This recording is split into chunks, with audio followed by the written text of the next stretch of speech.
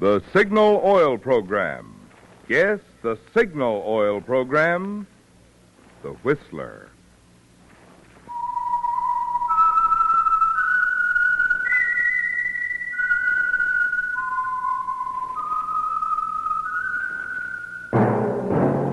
That whistle is your signal for the Signal Oil Program, The Whistler.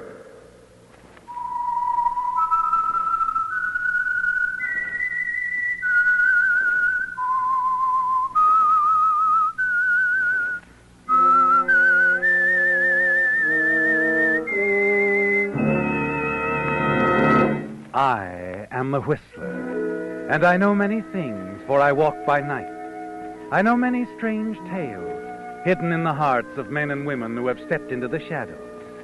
Yes, I know the nameless terrors of which they dare not speak. Yes, friends, it's time for the Signal Oil Program, The Whistler, rated tops in popularity for a longer period of time than any other West Coast program in radio history. And Signal gasoline is tops, too, tops in quality. It takes extra quality, you know, to give you extra mileage. And Signal is the famous Go Farther gasoline. So look for the Signal Circle sign in yellow and black that identifies independently operated signal stations from Canada to Mexico. And now the Whistler's strange story. Letter to Melanie.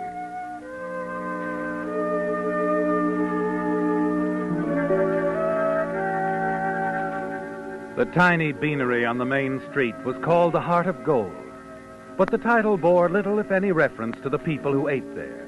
The miners, transients, local merchants, and people like Hal Benton. Perhaps the Heart of Gold held something more for Hal Benton. He was there regularly enough, every time he came into town from the mine in the back country of Sonora. Hal's partner, Walter Reese, was interested only in the mail and supplies. But for Hal, tall, young, and good-looking, there just might have been another attraction. Well, what'll it be for dessert, Hal, honey? Anything your little heart desires. Oh, you mean it, Terry? You know I do. Oh, fine. A piece of pie. Oh, the pie, he said. I'll bet you baked it with your own two little hands. Sometimes I don't think you'd notice if I had three. What about your partner? How about it, Walter? Walt. Uh-huh. Oh, sorry. Nothing for me, Terry. Okay, I'll get your pie, Hal. Oh. Another letter from Melanie, huh? I don't get you at all. Joining a pen club, writing to some dame you never met.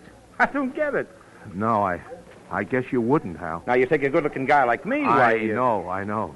A good-looking guy like you. Have to beat them off of the club. Oh, I was just kidding, Walt. Here's your slab of blueberry, honey. Oh, thanks, you gorgeous hunk of stuff. Oh, eat your pie, you two-timer. Hal, we should be getting back to camp soon. Oh, now, Walter, don't rush Loverboy out of town. He wants to play post office. Yeah, sure. Relax, Walter, relax. What's your hurry? Well, it's just that I you're thought anxious to get back to your typewriter, huh? Hey, why don't you take in a movie, Walter? Do you good? Well, I don't know. How much do I owe you, Terry? $3. Here you are. Okay. Look, what time do you get off tonight, Terry? Oh, a couple of hours. Oh? You know something? What? This pie is lousy. Oh. Well. Hey, you leaving too? Yes, sir. I'm the impatient type, honey. 2 hours is a long time. Walter's right. Got to get back to camp. Oh, fine. So I'll see you around, sugar. Come on, Walt. Come on.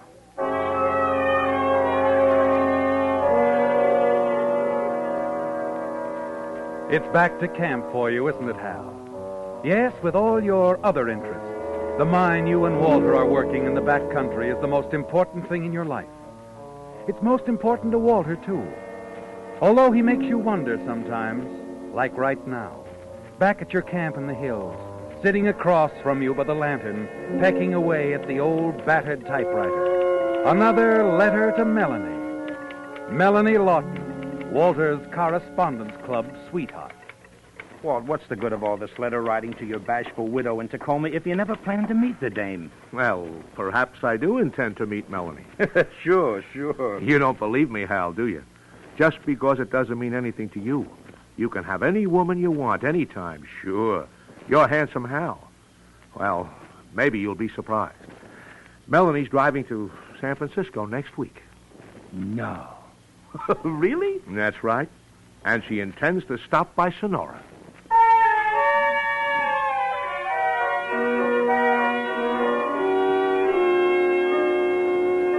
In the days that follow, you wonder about your partner. He's acting nervously, and you're certain it has to do with a visit from his pen partner, Melanie Lawton. And then one evening on your next trip into town, as you approach the hotel, Walter stops suddenly. What's the matter, Walt? Hal. Yeah? Hal, I'd like to go in alone. Could you perhaps go on down and meet Terry, maybe? I'm a little nervous. About what? About meeting her, Melanie. You really mean it? She's here? Inside, yes. That's her car up front. She wrote me about it. Well. Okay, Walter, sure. Go ahead, go meet your girlfriend. Wait, are you going to tell her you're really Walter Reese instead of using that phony pen name that you've been using, William Blades? Yeah, I think I should, now.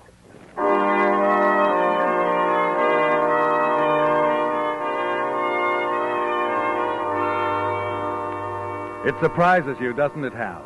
Even more as you walk past the huge convertible car parked in at the curb. And then a thought hits you very suddenly, doesn't it, Hal? The big car.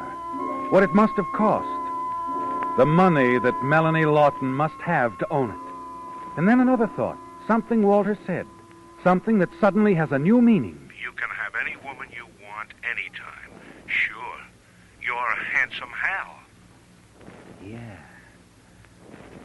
maybe you're right, Walt. I wonder just how lonesome your rich girlfriend is. I wonder.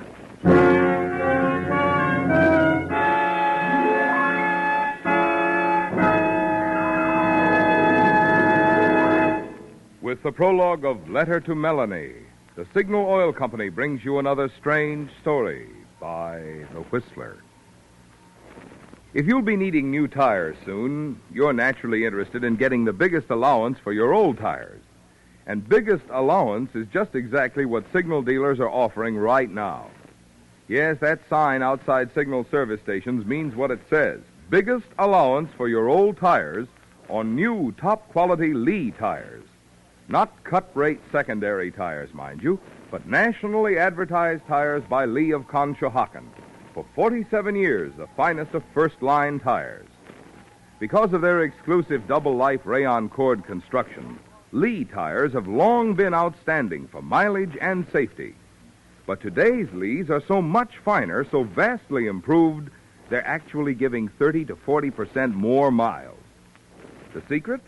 Lee uses long-wearing cold rubber and toughens it still more with patented high-abrasive Fill Black O.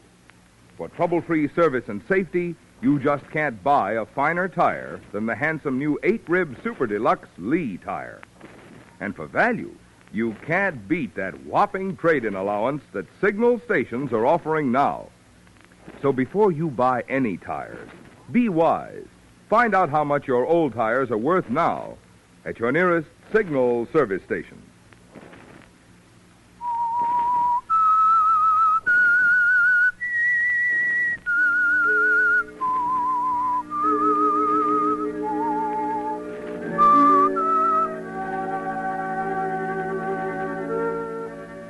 Your curiosity is aroused, isn't it, Hal? As it always is when there's money in sight. Any kind of money. And now you wonder if Walter hasn't found the real answer without knowing. Yes, his letters to a wealthy, lonely woman, Melanie Lawton, who drove all this way to see him. And you decide that the situation is worth looking into. Yes. And a few minutes after that decision, you enter the hotel cocktail bar, approach Walter and the woman who's sitting with him at the bar. Well, hello. What? Oh. Huh? Oh. Walter, you old fox. Well, aren't you going to introduce me? Well, of course. Well, this must be Mr. Benton. Yes, Melanie. Miss Melanie Lawton, this is my partner, Hal Benton. How do you do? Hello. Walter was just telling me about you, Mr. Benton. Well, that's just like him. What'd he say? Oh, that's a secret. I promised him I wouldn't tell you. And you're not a gal to break a secret, huh? Well, here. Look, can I borrow a stool here and buy a drink, huh? What do you think? No. Melanie, Mrs. Lawton's had quite a drive, and she was just going to turn in, and I thought that... It's quite all right, Walter, really. I don't mind. Well... Your things out of the car, Mrs. Lawton? I know, they're... Oh, bad service in a town like this, Mrs. Lawton. But I'll take care of it. That is, unless you'd rather, Walter. I don't want to interfere, you know. No, of course I'll do it. I'll be right back, Melanie.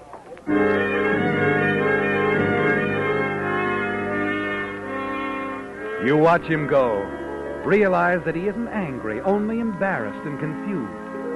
And you concentrate on talking pleasantly with Melanie Lawton.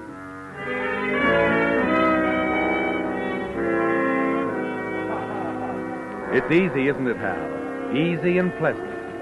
And in the next few moments, you turn on the charm all the way.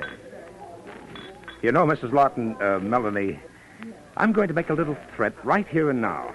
Oh? Yep, we're outspoken up here, straight from the shoulder. So I'm telling you, that partner of mine isn't going to have all your time to himself.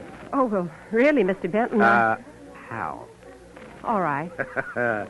You say you got to turn in, but I'm not going to let you get away with that. No, sir, not when there's a moon out and... Oh, now, don't be silly. Huh? Anyway, here comes Walter. I've got to say goodnight to you both right now. Okay, you can try, but I'm a stubborn man. Very stubborn.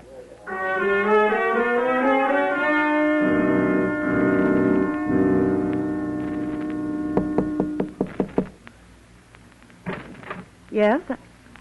Oh. Oh, Mr. Benton. How? Oh, Mr. Benton, really? I know. You just said goodnight to me and to Walter. He believes it, too. Went down to the depot, a red-hot game of checkers on tap. Well, you don't believe it, that I meant it when I said goodnight? Not with that moon. Like I said... Oh, now, please. Oh, Melanie, I'm like a little boy at heart, really. I just have to drive that convertible around the block at least. I'll give you the keys. You can... Oh, I'm not that much of a little boy. Oh, come on. Just around the block, Melanie. All right. Just around the block, Mr. Benton. How?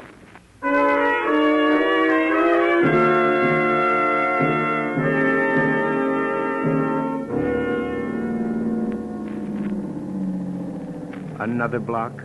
Oh, no, Mr. Benton. Now, I don't think that... How? All right. How? Another block.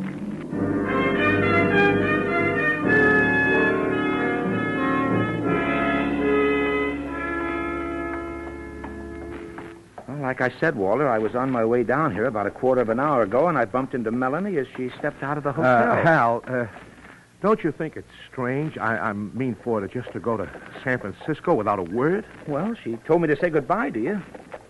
Oh, women are funny, Walter. Come on, let's get back to camp. Yeah, let's do. Hal, I know this must seem silly to you, but Melanie's leaving like that without saying goodbye, well, it's kind of knocked me out. Do you think you could handle the mine alone for a couple of weeks? What? Why? What do you got in mind? Well, it's just like I said, this thing with Melanie ending like it did, it kind of knocked me out. And if you don't mind, I'd like to run up to Sacramento and spend a couple of weeks with my sister and her husband. I'm just nuts about the kids. I think it's a good idea, Walter. A great idea.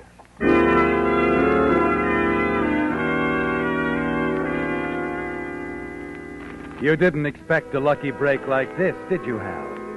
The one thing that worried you, how to keep Walter in camp every evening while you gave your attention to the attractive and wealthy Melanie Lawton, has been solved by Walter's decision to visit his sister in Sacramento. The next evening, dining with Melanie, you're very sure of yourself and your charm. Hal, how come Walter didn't come in with you tonight? Well, he's gone. Gone? But I don't understand. Neither do I. He just up and left for Sacramento. Told me to tell you goodbye for him. But he wrote so many nice letters to me. Look, let's forget it, huh? They weren't wasted, the letters. After all, they brought us together. Yes. Yes, Hal, they did do that, but... Oh, I still can't see why Walter left like that. It's all so strange and yet so nice, too. Sure it is, and it'll keep getting nicer if you decide to stick around. Look, you don't really have to go down to San Francisco now, do you? No. No, it isn't important, really. I've been thinking about it, Hal, thinking that, I'd sort of like to stay here in Sonora a while. Oh, it's such a lovely town. And the people are so friendly, So very friendly.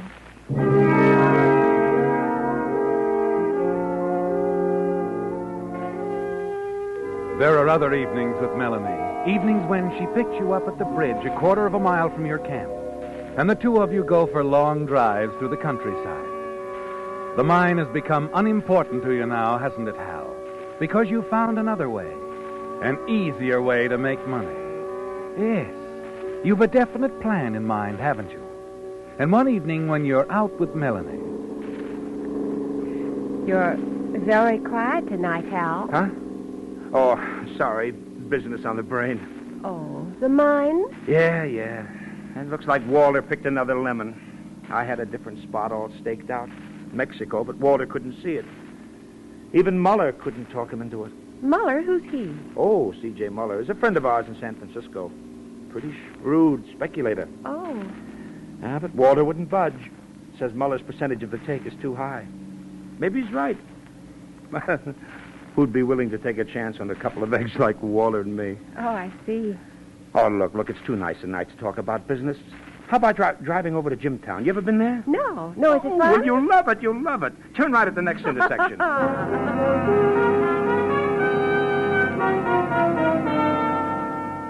It's done, isn't it, Hal? You've made the first move of the campaign. The subtle beginning of your plan to sell Melanie Lawton the idea of investing some capital in a Mexican gold hunt. And in the evenings that follow, you keep the subject alive, casually mentioning it from time to time, dropping a word now and then at just the right moment. Then you purposely avoid the subject for several days. And finally, at the end of the week, it's Melanie who brings it up again. It's just what you've been waiting for. You know, it's a funny thing, Melanie, you mentioning Muller. I got a letter from him this morning. Oh, still interested? He's frothing at the mouth. Well. Here, read it. My dear Mr. Benton, could persuade your business partner, Mr. Reese, to accept my terms. I am certain that we... Oh, he is interested, isn't he? Wants to see you.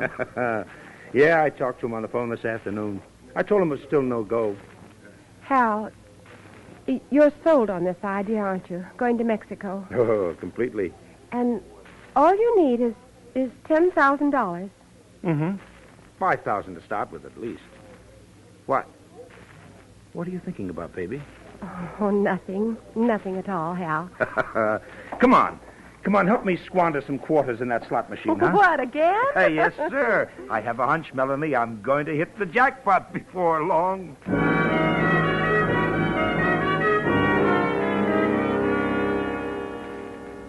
You're fully confident now, aren't you, Hal? Your little scheme won't fail. The letter from Muller was all you needed. It's an old letter, and you changed the date on it. But Melanie doesn't know that, does she, Hal? The next evening, you're at the bridge waiting for Melanie as usual. An hour goes by. She's never been this late before, has she, Hal? And you're beginning to wonder if something has gone wrong when... Hi, Hal. Oh, I'm sorry I'm late. Well, you had me worried. Oh, really? Oh, I just got back from San Francisco. San Francisco? Yeah, and you want to know why? Here's this envelope. Huh? Open it. Go on. Hey, wait a minute. What's this? Oh, it's $5,000, Hal. And it's yours to get you started. I'm your new partner. Oh, now, look, baby, look, I can't take this. Why, nonsense. It's a business deal. And I'm certainly old enough to know how to handle my money. And besides, I want to do it, Hal. Well, this calls for champagne, baby. A lot of it. And a very big evening.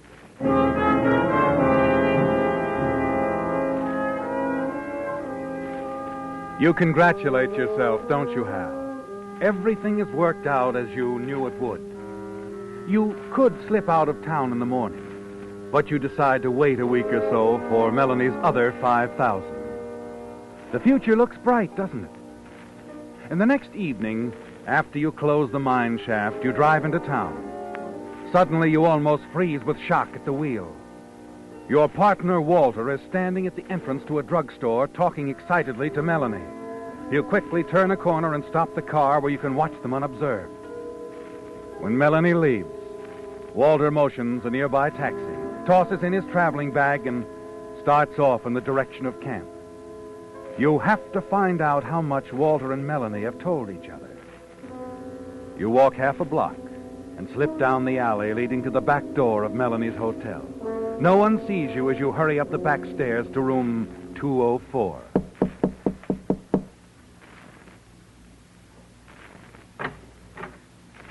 Oh, Hal. Hello, Melanie. You lied to me about the mine, didn't you, Hal? I saw you talking to Walter. What did he tell you? He didn't have to tell me anything. I knew something was wrong by the way he acted. Where'd he go? Back to camp. Listen, he's putting on an act, honey. He's sore. He's trying to make trouble between us because you and No I... use, Hal. I phoned Mr. Miller in San Francisco. Oh, I see. He's been in Europe the past year. You were very clever, Hal. And I was very foolish. Okay. Well, what now? You want the money back? What? I don't care about the money. What? That doesn't matter. Oh, well, look, baby, look, we can straighten this out. No, we can't. What are you doing?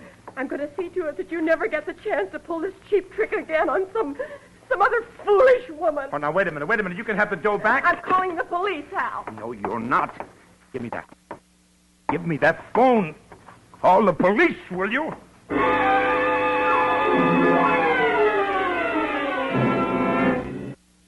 It happens suddenly, doesn't it, Hal? A moment of blind rage. Now, as it leaves you, Melanie slips from your grasp, drops to the floor. It was an accident, wasn't it? You didn't really mean to kill her. Melanie. Melanie. You drop into the chair at the desk. The clever little plan that was to put you on easy street has now led you down the road to murder. And it's all Walter's fault, isn't it? If he hadn't talked with Melanie, this wouldn't have happened. Suddenly your eyes fall on a sheet of paper lying on the desk. A letter. A half-finished letter. Melanie's. You pick it up.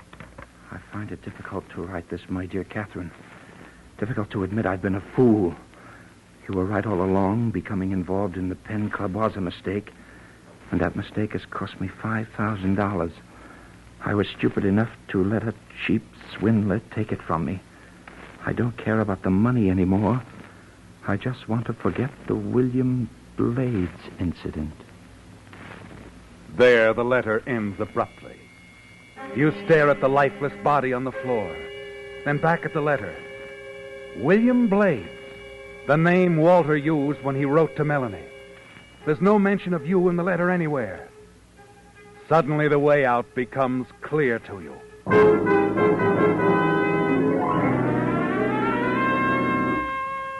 Minutes later, you hurry back out to the alley behind the hotel.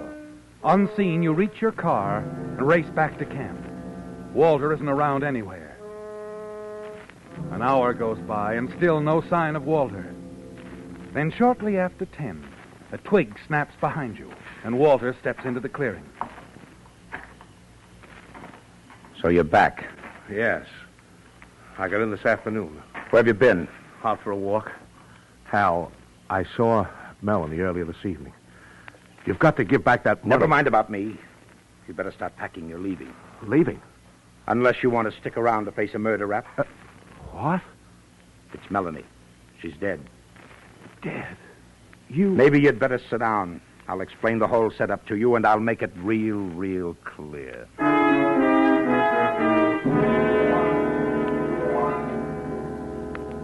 You tell Walter exactly what's happened, don't you, Hal? And you mention the letter Melanie was writing. The letter that will implicate William Blades. That everything will point to him. That you'll have to tell the police about his connection with Melanie Lawton. Reveal him as William Blades. Walter stares at you, an expression of horror on his face. Why didn't you destroy the letter? They would never have known about William Blades. I had to protect myself. I'm sorry it's you, Walter, but I had to have a clay pigeon. You're it. You'd really do this to me? I have to. But I'll do the best I can to help you get away. Now go on, pack your stuff and beat it. When the police get here, I'll tell them you took the car and headed for San Francisco. You can go in the opposite direction and get the jump on them. Now here are the car keys. Happy journey.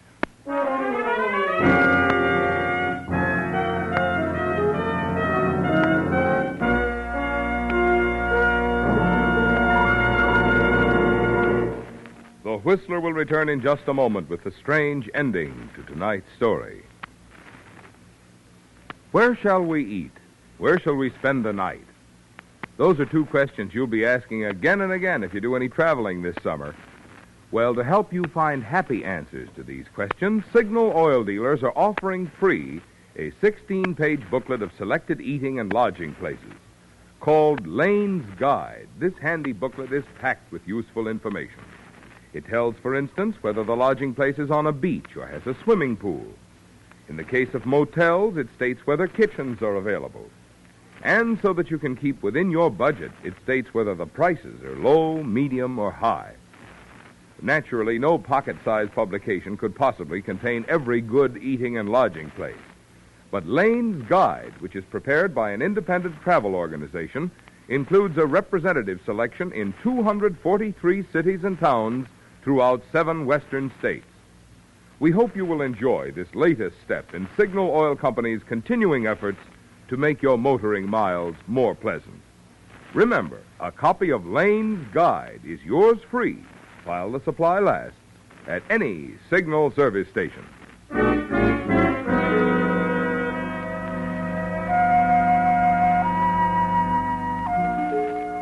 It's over, isn't it, Hal? And you're in the clear. Melanie is dead. And the letter in her room implicating William Blades will lead the police to your partner, Walter Reese. He knows that, too, doesn't he? And you're certain the panic that grips him at the moment will force him to run. That's just what you want him to do. It will help to convince the police that he's the man responsible for Melanie's death. And now, as you stand facing him across the campfire... So, you thought you'd frame me, Hal. You'd better start rolling, chum. I know. Thanks for the car keys. Thanks. What's the idea? You crazy throwing the keys away? Now you won't be able to get away, Hal. You're confused, Walter. I'm not running. You are. Look, Hal. Down there on the road. A car coming this way. That red light. Must be the police. You must have made more noise in Melanie's room than you thought. Listen, you fool, get out of here. The police can't prove I'm William Blades. I could tell them you're William Blades. I think I will, Hal. You're forgetting one little detail, Walter. You and Melanie exchanged photographs, remember? Yes. We exchanged photographs. And I wouldn't be surprised if she still has yours in that hotel room. That would cinch it. She had the photograph with her, yes. Carried it in her purse. But it's not going to work out the way you figured. Oh, no? No. You see, I never thought I was much to look at. You've always said you could get any girl, any time. You're handsome, Hal. You never let me forget it.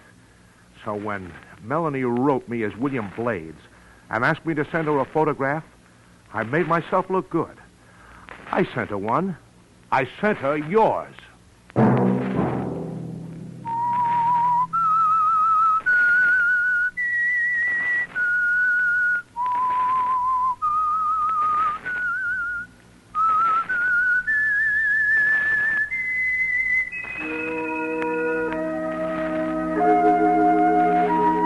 Let that whistle be your signal for the Signal Oil program, The Whistler, each Sunday night at this same time. Brought to you by the Signal Oil Company, marketers of Signal gasoline and motor oil, and fine quality automotive accessories. Signal has asked me to remind you, to get the most driving pleasure, drive at sensible speeds, be courteous, and obey traffic regulations. It may save a life, possibly your own. Featured in tonight's story were Wally Mayer, Eddie Marr, and Sarah Selby. The Whistler was produced and directed by George W. Allen, with story by Joel Malone and Adrian Jondeau, music by Wilbur Hatch, and was transmitted to our troops overseas by the Armed Forces Radio Service. The Whistler is entirely fictional, and all characters portrayed on The Whistler are also fictional. Any similarity of names or resemblance to persons living or dead is purely coincidental. Remember, at this same time next Sunday, another strange tale by The Whistler. Marvin Miller speaking. This is CBS, the Columbia Broadcasting System.